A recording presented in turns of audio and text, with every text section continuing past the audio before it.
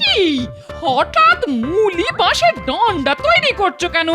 বলি ঘরে ডাকাত আসবে নাকি? না, আত্মরক্ষার উপায় বার করছি। যা দিনকাল পড়েছে, ডাকাত আসতে আর কতক্ষণ। কি ভাবো আমায়? এক সময় লাঠি খেলতাম। এই রে, কথাটা জানলে ভগবান হয়তো বলে বসতো উনি ছোটবেলায় তরোয়াল খেলতেন। তবে যাই বলো না কেন, তোমাদের এই ভগবান কিন্তু একটা ঢ্যাঁড়স। কোনো মন্ত্রী অসুস্থ, সেনাপতি বিছানায়, এই অবস্থায় কোনো রাজ্য চলে? দাদু দাদু, আমাদের পুরনো মন্ত্রী কথা বলতে শুরু করেছে, সবাই দেখতে গেছে। তা তুমি যাবে না? যাবো তো বটেই, কিন্তু ভগবানের দয়া থেকে এবার আমরা বঞ্চিত হব। চল গুলটে, পুরনো মন্ত্রীকে একবার দেখে আসি।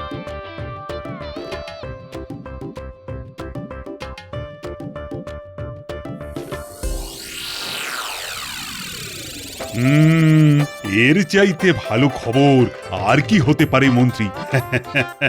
তুমি ফিরে আসবে, তার চাইতে ভালো খবর আর কি হতে পারে? সবই ভগবানের দয়া মহারাজ। ওই নামটা আর উচ্চারণ করুন। আমি আর কি বলবো?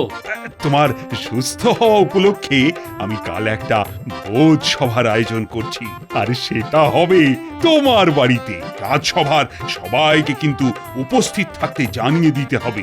হ্যাঁ, মন্ত্রীর ফিরে আসাটা আমাদের কাছে খুবই আনন্দের বিষয়। কাল জমিয়ে খাবো।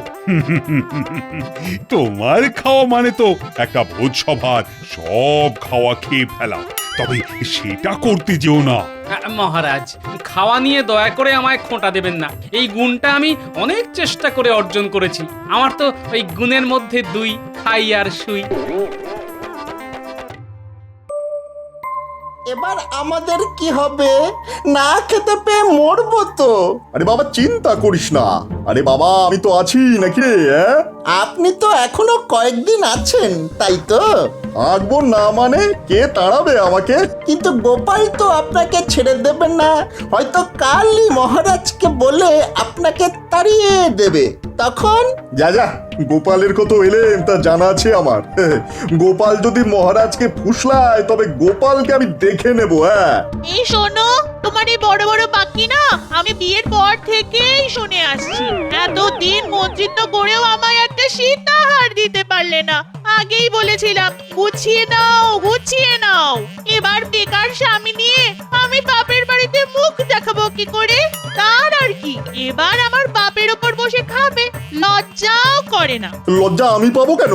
তোমার বাবা যেভাবে আমার পেছনে পড়ে রইলো, তা দেখে আমার কষ্ট হলো। সত্যি তো, আমি বিয়ে না করলে মেয়েটার তো আর বিয়েই হবে না। এই এই মিথ্যে কথা বলো না, জিভে পোকা পড়বে। আমার বাবাকে কে কে বলেছিল বাড়িতে সোনা মোহরের ছড়াছড়ি, আপনার মেয়ের কোনো কষ্ট হবে না। সেরকমই ছিল। বিয়ের পর সব বুদ্ধি ঘেঁটে গেছে। তবে মন্ত্রী থাকি বা না থাকি, তোমায় সোনার বাজু আমি গড়িয়ে দেবই। কোথা থেকে শুনি? তুমি কি জাদু জানো নাকি? রাজবাড়ি লুট করবো। সেনাপতি এখন নেই, এটাই সুযোগ। এতেও তোমার শিক্ষা হয়নি। এবার কি শুলে চড়ার শখ হয়েছে? শুলের ভয় আমায় দেখিও না। ছোটবেলায় কত শুলে চড়েছি জানো? তোমাদের নাগরদোলার চাইতে অনেক আরামের। আরে ছাড়ুন এসব বাজে কথা। এদিককার খবরটা শুনেছেন? পুরনো মন্ত্রী সুস্থ হওয়ার উপলক্ষে তার বাড়িতে আজ মহারাজ ভোজ সভার আয়োজন করেছেন। ইলাহি ব্যাপার, রাজবাড়ির সবাই যাচ্ছে, এমনকি পাইক বরকন্দাজ।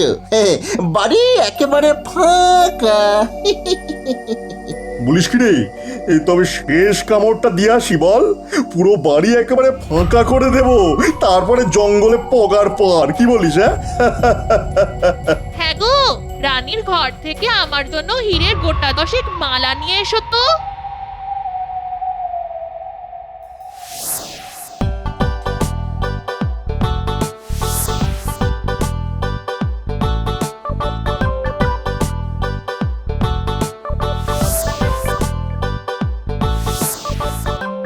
গোপাল, চোখের সামনে দেখলাম 27টা ইলিশ ভাপা খেয়ে নিলে।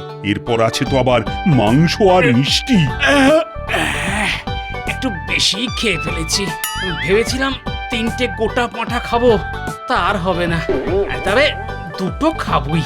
আর মিষ্টি আপনি বরঞ্চ খবর নিন কত হাড়ি দই আর রসগোল্লা এখনো বেঁচে আছে। সে তো বটেই, সে তো বটেই। খাওয়া যে একটা শিল্প তা তুমি প্রমাণ করে দিলে। আচ্ছা, ভগবানকে তো দেখতে পাচ্ছি না। মহারাজ, ভগবানকে কি দেখা যায়? তিনি কোথাও একটা আছেন। না না, ভগবানকে তো আমি এখনো তাড়াইনি। মানে তাড়াবো কিনা সেটাই এখনো ঠিক করে উঠতে পারছি না। তাড়াবেন কেন? এমন বুদ্ধিমান লোককে কি কেউ তাড়ায়? তাহলে কোথায় রাখবো ওকে?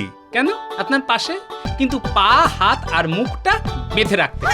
বাবা বাবা বাবা, চমৎকার হবে। কিন্তু ভগবান এলো না কেন বলো তো? দেখুন ওর শাগরেদদের নিয়ে কোনো চক্রান্ত করছে কিনা। সেটাই তো চিন্তার। তবে ওকে চোখে চোখে রাখা কিন্তু খুব দরকার। এই সর্বনাশ, আমার তো পেয়ে গেছে। হ্যাঁ, পেয়ে গেছে? তখন থেকে বলছি এত কেউ না, কেউ না। এবার কি হবে? রাজবাড়িতেই যেতে হবে।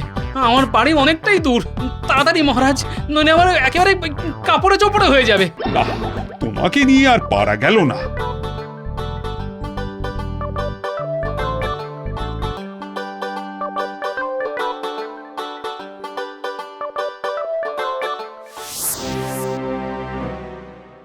এই তাড়াতাড়ি ওপরে ওঠ বটা, একেবারে মোহর যেখানে রাখা আছে সেইখানে কোনো পাহারা নেই। হ্যাঁ হ্যাঁ উঠছি, কিন্তু কোষাগারটা কোন দিকে? একেবারে দোতলায় উঠে বাঁ দিকের ঘরটা। সাবধান, রানীমা কিন্তু ওই পাশের ঘরেই থাকেন। জানি, রানীর নাক ডাকার শব্দ পাচ্ছি। শোন, আমার বউয়ের জন্য খান দশেক হীরের মালা নিয়ে আসিস, বুঝলি? নইলে আমার একেবারে চুল ছিঁড়বে।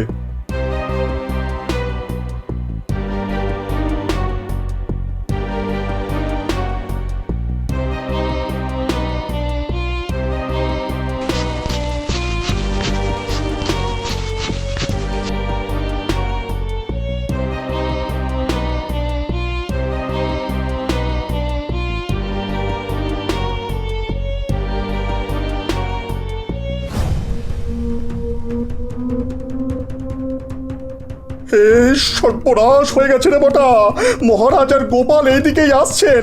এই তাড়াতাড়ি তাড়াতাড়ি পালা।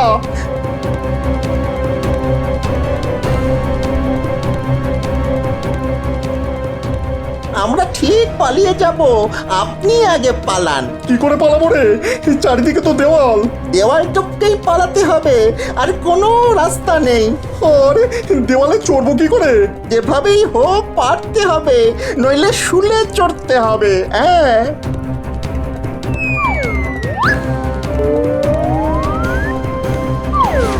বাবারে বাবারে বাবা, আরে কে আছো? আমার তোলো। উড়ি বাড়ি, মাজাটা গেল রে, মাজাটা গেল। পা দুটো বোধহয় ভেঙেছে। আরে ভগবান, আরে তুমি পড়ে গেলে কিভাবে? দেখি দেখি, হাত পা ভাঙলো কি না? স্মৃতির টানে পাঁচিলে উঠেছিলাম রাজবাড়িটা শেষবারের মতো দেখবো বলে, তার হলো না। বিধাতা আমার কোমর ভেঙে এখানেই থাকতে বললো। উড়ি বাবারি বাবারি বাবা। এই কে আছিস? আরে ভগবানকে কাঁধে করে ঘরে নিয়ে যা। বিষয়টা খুবই বিস্ময়কর, তাই না মহারাজ? তোমার তো সব ব্যাপারই সন্দেহ। একটা লোকের কোমর ভেঙে গেছে আর তুমি তাকে সন্দেহ করছো? মহারাজ, গোপাল বিপদের গন্ধ অনেক দূর থেকে পায়। জোর বাঁচা বেঁচে গেছি রে ঘটা। মহারাজার হাতে ধরা পড়ে গেলে কি হতো বলতো? কি আবার হতো? শুলে চড়তে হতো। কিন্তু ভগবানের কি হলো বলতো? এখন ভগবানের কথা বাদ দে তো, আমাদের কথা ভাবি চল। হ্যাঁ, শুনেছি এই জঙ্গলে নাকি ডাকাতের দল থাকে। তারা নাকি ওই ঠিক মানুষ নয়, রাক্ষস।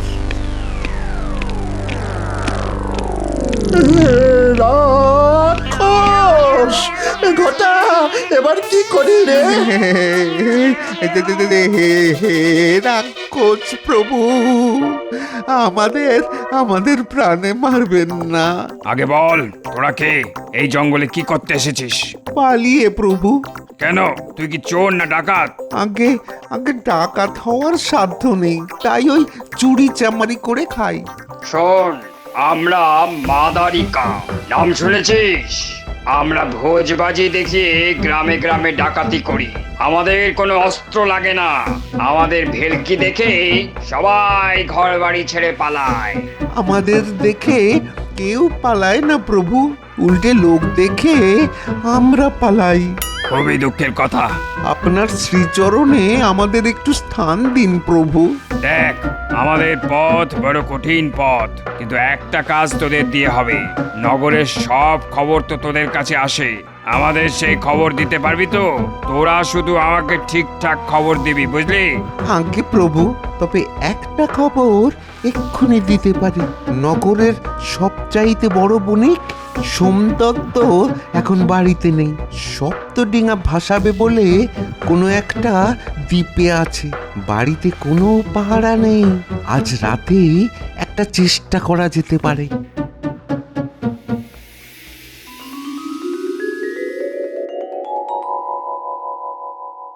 মহারাজ, আজ কতদিন পর রাজসভায় আসতে পেরে কি যে আনন্দ হচ্ছে তা কি করে বোঝাবো।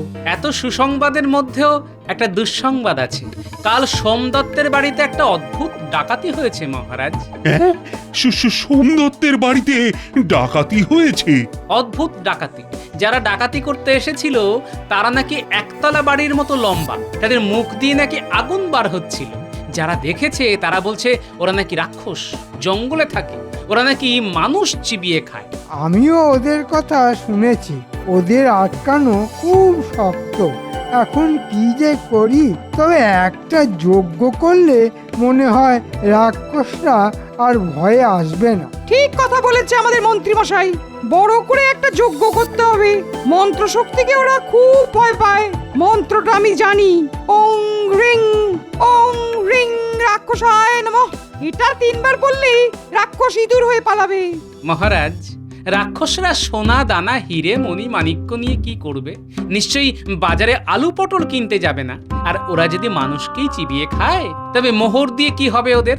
আর পণ্ডিত, কোন পুঁথিতেই মন্ত্র পেয়েছো তুমি বলো তো? কেন? রাক্ষস পুরাণ।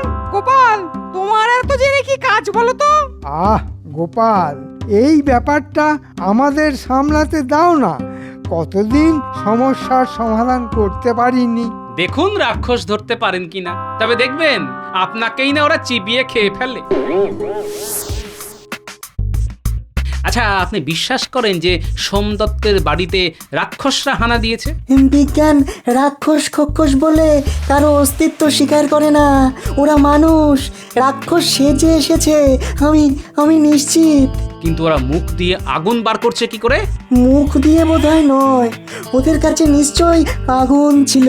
হ্যাঁ, মুখ দিয়ে দাহ্য পদার্থ কোহল ওই আগুনের দিকে ছুড়ে দিলে আগুন দাও দাও করে জ্বলে উঠবে। লোকে সেটা দেখে ভাবে যে মুখ দিয়ে আগুন বার হচ্ছে। কিন্তু তারা এত লম্বা হলো কি করে? দেখো গোপাল, লম্বা হওয়াটা কোনো ব্যাপার নয়। নকল পা লাগিয়ে মানুষ তাল গাছের মতো লম্বা হতে পারে। আমি আপনার কথা বুঝেছি। আচ্ছা, আপনার বিজ্ঞান চর্চায় তো কোহল লাগে। রাজবৈদ্য যাকে সুরাসার বলে, সেই কোহল আপনি যতটা পারেন জোগাড় করে রাখুন, খুব শিগগিরই কাজে লাগবে।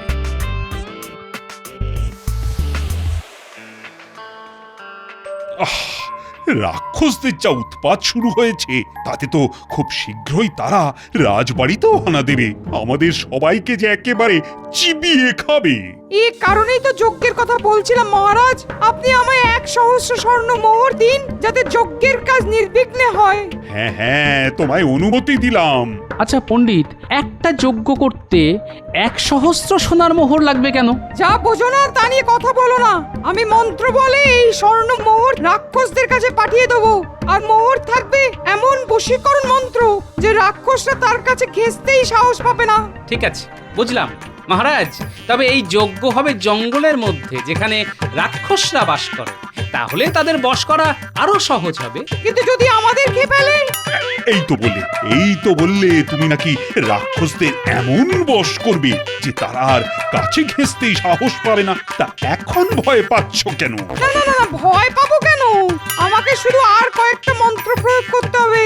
আগে তো সোনার মোহর হাতিয়ে নি, তারপর রাক্ষস খেলে খাবে।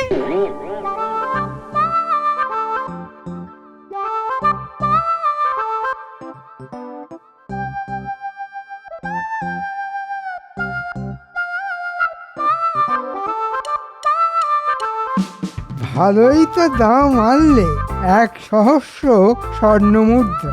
একাই ট্যাঁকে ভরবে, আমার ভাগ দেবে না?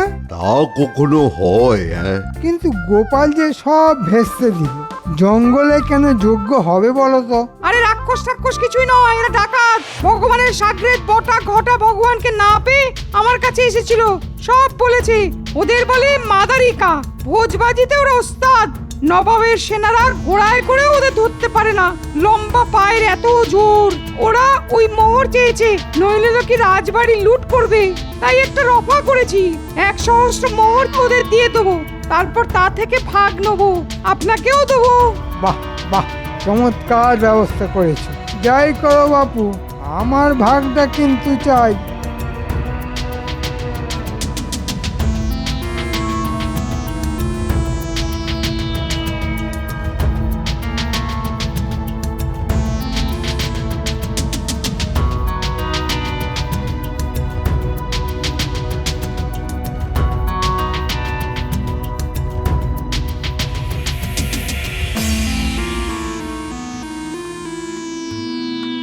শোনো পুটির বাবা, ওই যে মুলি বাঁশের ডান্ডাগুলি দেখছো, সেগুলি নিয়ে তোমরা যজ্ঞস্থানের থেকে একটু দূরে লুকিয়ে থাকবে। ডাকাতদের দল আমাদের ঘিরে ফেললেই ওদের পা লক্ষ্য করে ডান্ডাগুলি ছুড়বে জোরে। ওরা উল্টে পড়লেই পটাপট ওদের মাটিতে চেপে ধরতে হবে। আমাকে কি করতে হবে গোপাল? ধুতির খোঁটায় কোহলের শিশি লুকিয়ে রাখতে হবে। ডাকাতরা আসলেই মুখে কোহল নিয়ে আগুনের চেলা কাঠে কোহল ছুঁড়ে দিতে হবে। পারবে তো? আরে পারবো না মানে? রাক্ষস বা ডাকাত যেই হোক না কেন, আগুনকে ভয় পায় না এমন কেউ নেই। হ্যাঁ,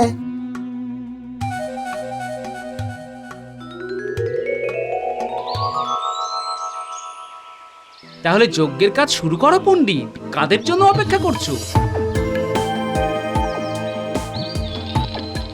নজর রাখ গুলটে, লম্বা ডাকাতদের দেখতে পেলেই ডান্ডা ছুঁড়ে মারবি, টিপ করবি একেবারে পায়, দেখবি কি মজা হয়।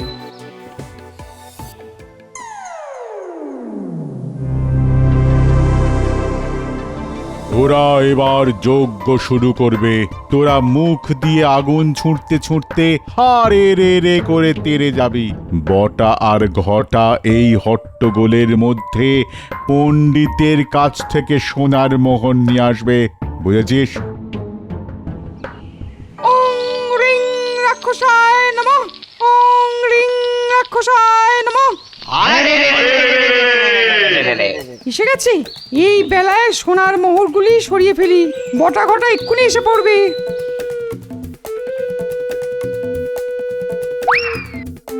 বিজ্ঞানী, তাড়াতাড়ি মুখে কোহল নাও, সামনের জ্বলন্ত চেলা কাঠে মুখ থেকে কোহল ছুঁড়ে মারো।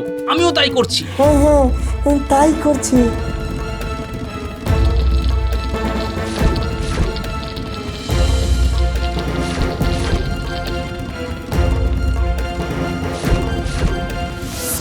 কি রে, আমাদের দিকে আগুন ছুটছে কে রে? জোরে মার গুলটে, একেবারে পায়ে টিপ করে।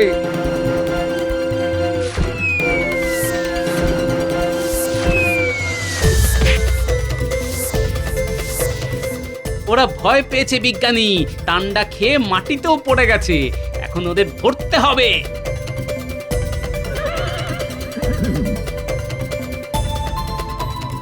পণ্ডিতকে পাচ্ছি না। 1 সহস্র সোনার মোহর নিয়ে পালালো নাকি? বটা আর ঘটার সঙ্গে পণ্ডিতকে দেখছি ওই গাছের তলায় লুকিয়ে আছে। ওই পালের গোদাটাকে ধরে আনো। বেটা 1 সহস্র সোনার মোহর কোথায় রেখেছে তা তো দেখতে হবে।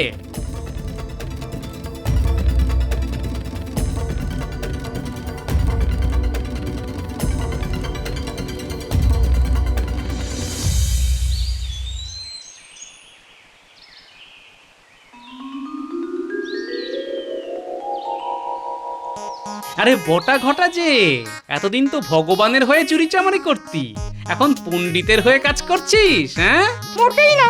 শুধু কি আমার হয়ে ওরা কাজ করে নাকি? পুরনো মন্ত্রীও এর সঙ্গে জড়িত। ঠিক আছে, সবাইকে বেঁধে মহারাজের সামনে নিয়ে যাওয়া হোক।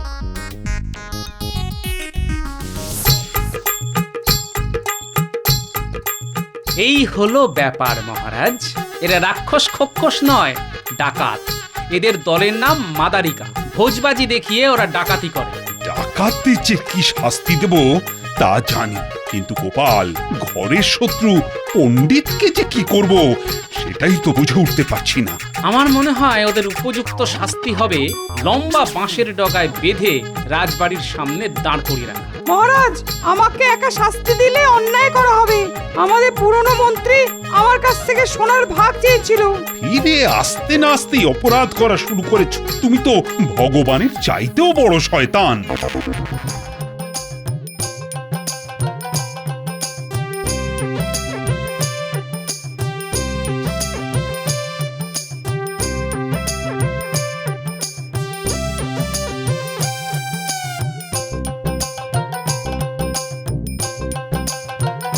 এত বাঁশ তুমি কাকে দিয়েবে? এইমাত্র দিয়ে আসলাম। মহারাজ যা পুরস্কার দিয়েছে তা দিয়ে বাঁশি কিনে আনলাম। জানি না কখন কি কাজে লাগবে। ও, এই যে হেঁয়ালি করে কথা বলো, বুঝি না বাবা।